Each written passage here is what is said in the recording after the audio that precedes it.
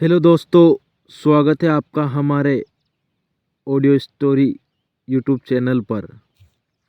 हमारे चैनल पर आपको सभी प्रकार की कहानियाँ ऑडियो स्टोरी ऑडियो मोड में सुनाई जाती है। आप अपना कार्य करते रहिए, आराम से मोबाइल ईयरफोन लगाकर सुनिए। तो चलो स्वागत करते हैं आपका आज और आते हैं अपनी नई कहानी पर। आप हमारी कहानी को ज़्यादा से ज़्यादा शेयर करें और लोगों तक पहुंचाएं। यदि हमारे चैनल पर किसी का नाम, किसी का बर्थडे विश, किसी को बधाई प्रेषित करवानी हो तो उसका नाम कमेंट बॉक्स में डालें।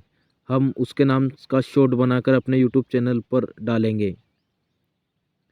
तो आइए आज की मोहब्बत वाली कहानी शुरू करते हैं। मुंबई से गोरखपुर जाने वाली ट्रेन में दो सुंदर लड़कियां यात्रा कर रही थी। दोनों इतनी खूबसूरत थी कि उनके सामने सभी तारीफें फीकी, जैसे मानो स्वर्ग से अप्सराएं आई हो। उनमें से एक महिला के पास टिकट नहीं था। वह दोनों बहनें थी। टीटी ने जब उन्हें पहली बार देखा, पहली नज़र में देखा, तो उसका दिमाग चकरा गया।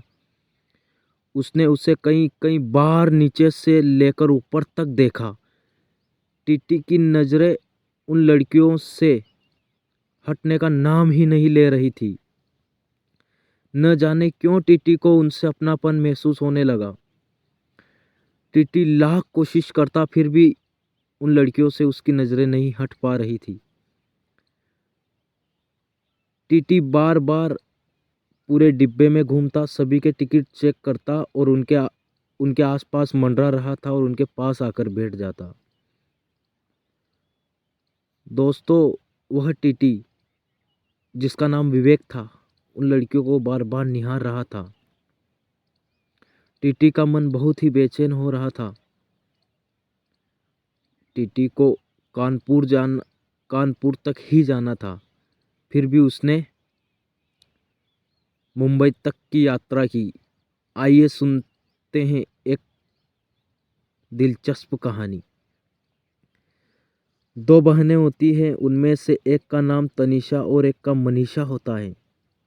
जो टीटी होता है उसका नाम विवेक था। विवेक आता है और सभी के टिकट चेक करता है। जब वह दोनों बहनों के पास आता है तो उसकी नज़रें उन दोनों बहनों से नहीं हटती। वह उनकी खूबसूरती का कायल हो जाता है। बार बार उनके पास जाता, उन्हें जाने क्यों उसे वह अपने लगने लगे। टीटी पूछता है, आपका टिकट कहाँ है? उन दोनों बहनों में से एक बहन के पास तो टिकट था और एक के पास नहीं था। तनिषा ने कहा, मेरा टिकट मेरे ससुर जी के पास है, जो एसी कोच वाले डिब्बे में बैठे हैं। यह सुनते ही वह चौंक गया। उसने उसे बारीकी से निहारा तो न मांग, न सिंदूर, न चूड़ियाँ, न शादीशुदा औरत जैसे कपड़े उसे कुछ भी नजर नहीं आ रहे थे। उस लड़की ने, तनिषा ने कहा कि आप मेरे ससुर जी से कंफर्म कर सकते हो, टिकट उनके पास है, वो अगले डिब्बे में है। तो टीटी उस डिब्बे में जा नहीं सकता। उसने अपने स्टाफ साथी को कॉल किया और पूछता है, फला नाम के व्यक्ति इस डिब्बे में सवार है, क्या उनके पास तनिषा नाम की लड़की का टिकट है, कंफर्म करो। तो वो बोलता है, हाँ सर बैठे हैं और वह इसी डिब्बे में है। विवेक बोलता है, आप उनका टिकट मत चेक करना, मैं आकर देखता हूँ, कंफर्म करता हूँ। स्टाफ साथी ने बोला, ठीक है सर, आप आकर चेक कर लेना। अगले स्टेशन पर वह एसी कोच में जाता है और अपने साथी के साथ जाकर उनके परिवार से टिकट चेक करता है। वह बोलता है, आपकी बहू बैठी है उस डिब्बे में, उसका टिकट भी आपके पास है, बाकी उसके साथ बैठी हुई लड़की का टिकट क्यों नहीं है? तो उन्होंने बोला, हमें हमारी बहू से मतलब है, और जो साथ में लड़की है वह जाने और उसका काम जाने, हमें क्या। टीटी पूछता है, अगर वह आपकी बहू है तो उसे इस डिब्बे में रखना चाहिए था, आपको क्या, आपको टिकट नहीं मिला। इतने में ससुर जी ने उसे, लड़की के परिवार वाले उस टीटी के ऊपर भड़क जाते हैं और बोलते हैं, आपको इन बातों से क्या मतलब। टीटी बोलता है, नहीं मतलब नहीं, मैं ऐसे पूछ रहा हूँ क्या टिकट कंफर्म नहीं हुआ या ऐसी कोई बात। उसके ससुर जी बोलते हैं, यदि हम जनरल डिब्बे में आते तो क्या आप हमारा हाल चाल जानने आते क्या। इतने में उस लड़की की सासू बोलती है, बड़बड़ाती हुई बोलती है, पति को तो मार डाला, अब इसे कहाँ तक झेलेंगे, और साथ में एक बला और इसकी बहन को भी लेकर चल रही है। टीटी बात सुनते ही पूरा माजरा समझ जाता है और उन्हें निहारता है। वह 1-1.5 घंटे बैठकर पूरी तरह जांच पड़ताल करता है कि लड़की के प्रति यह विचार क्या सोचता है।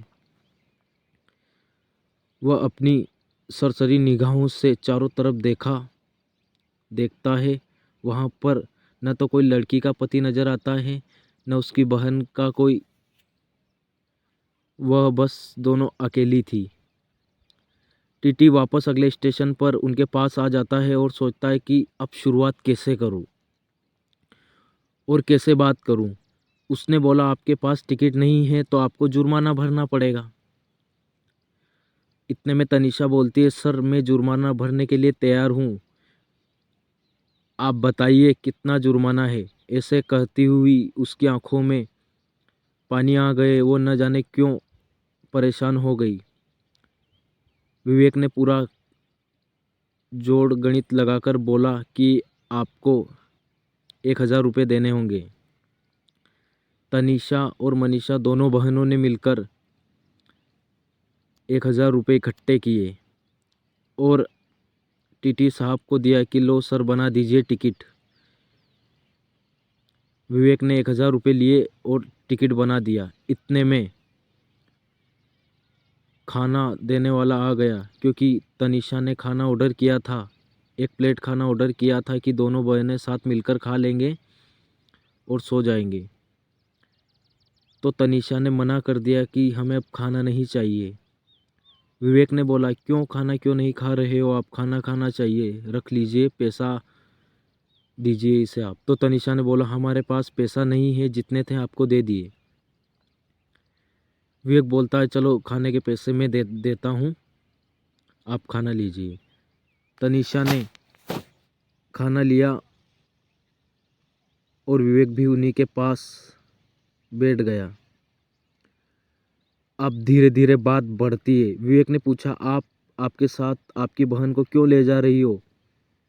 तो तनीषा बोलती है, यह मेरे साथ मेरे गांव से आई है, अब हम मुंबई जा रहे हैं तो इसे भी कहीं रूम दिलवा कर कहीं जॉब लगवा दूंगी और इसकी शादी कर दूंगी। विवेक बोलता है, आपके हस्बैंड को क्या हुआ। तो तनीषा रोने लगती है और बोलती है, मेरे हस्बैंड की डेथ हो गई है और वह ज़्यादा ही शराब पीने के कारण मरे हुए हैं। वह बचपन से ही शराब पीते थे। ऐसा कुछ बोलकर तनीषा की आंखों में आंसू आ गए। तनीषा की छोटी वाली बहन ने बोला, टीटी साहब आप ऐसी बातें क्यों पूछते हो। तो तनीषा बोली,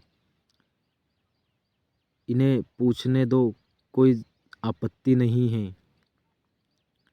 टीटी ने बोला, मैं भी समाज के बारे में जानना चाहता हूँ, समाज किस नज़रिए से सोचता है। ऐसे उनकी बातें होती है। टीटी बोलता है, विवेक बोलता है, जब आपको पता था वह बचपन से शराब पीता है तो फिर शादी क्यों की। तनीषा बोलती है कि हमें बताया गया लड़का अच्छी जॉब करता है, मुंबई में बहुत सारे फ्लैट है, मकान है, पैसे कमाते हैं, बस उन्हें एक गांव की सुशील सुंदर कन्या चाहिए।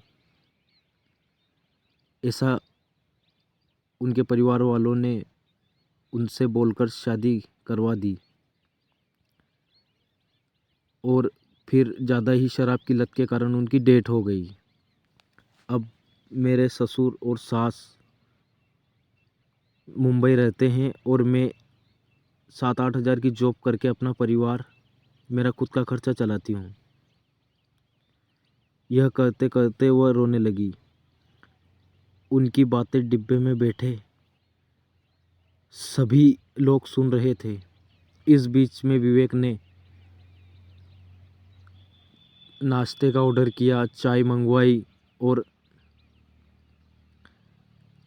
वह बातें करने लगे और धीरे धीरे उनमें अच्छी मित्रता हो गई। अब कानपुर नज़दीक था, कानपुर आने वाला था।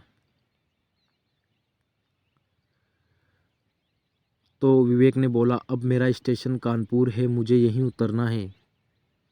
तो यह बात सुनकर सबके चेहरे के हंसी के भाव गायब हो गए।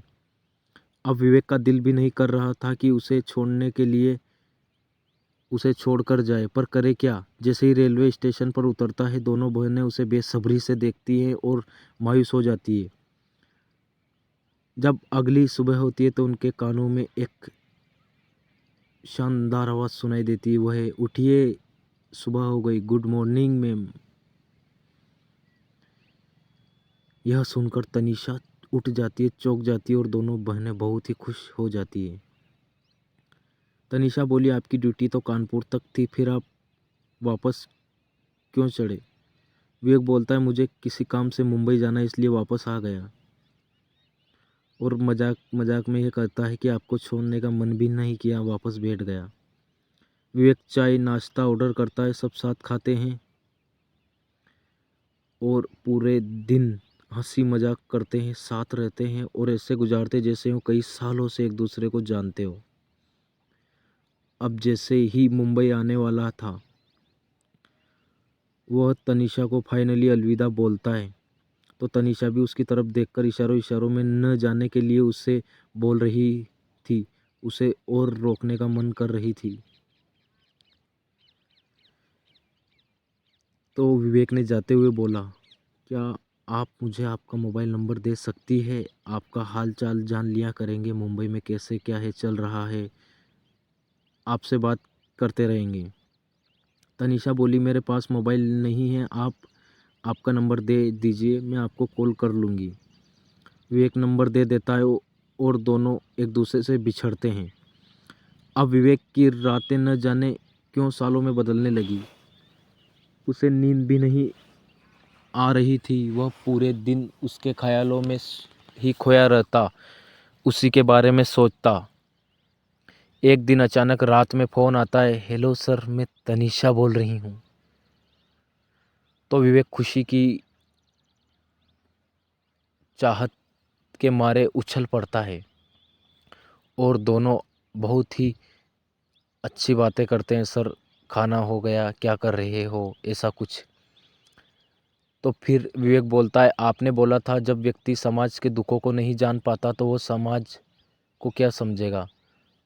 तो मैं आपको बताता हूँ, बचपन में मेरे पिता की डेथ हो गई, मेरी माँ घर में अकेली है। मेरी माँ ने बहुत मेहनत से मुझे पढ़ाया लिखाया और नौकरी लगाया है। मैं बहुत ही अकेला हूँ और मुझे प्रेम की तलाश है। मैं आपको दिल ही दिल में प्यार करने लगा हूँ, आई लव यू। तो तनीषा ने भी रोते हुए बोला, आई लव यू। और दोनों बोलते बंद हो गए और अब आपस में सिसकियाँ बातें कर रही थी। एक दूसरे की सांसें चलने लगी। 5 मिनट तक ऐसा ही हुआ और दोनों तरफ से फ़ोन कट गया। फ़ोन कटने के बाद वह रोने लगती है। तनीषा की बहन पूछती है, दीदी क्या हुआ, क्या बोला सर ने। तनीषा पूरी बात बताती है कि टीटी, वह विवेक भी अभी तक कुंवारा है और उसके ऊपर बहुत ही दुख आया है। उसकी माँ घर पर अकेली रहती है। उसने मुझे प्रपोज़ किया है तो मैं भी उससे प्यार करने लगी हूँ, अब शादी उसी से ही करूँगी। दोनों बहनों के बीच बातें होती है और वो बहुत ही खुश होती है। विवेक और तनीषा आपस में एक दूसरे को मिल जाते हैं, वह प्रेम करने लगते हैं और शादी हो जाती है। तो दोस्तों, कैसी लगी कहानी कमेंट में ज़रूर बताइए और हमारे चैनल पर सभी प्रकार के कंटेंट भी मिलते हैं। ऐसी अन्य कहानियाँ सुनने के लिए चैनल सब्सक्राइब कीजिए और हमारे यूट्यूब परिवार से जुड़े रहिए। खुश रहिए, ध्यान रखिए अपना, अपने परिवार का।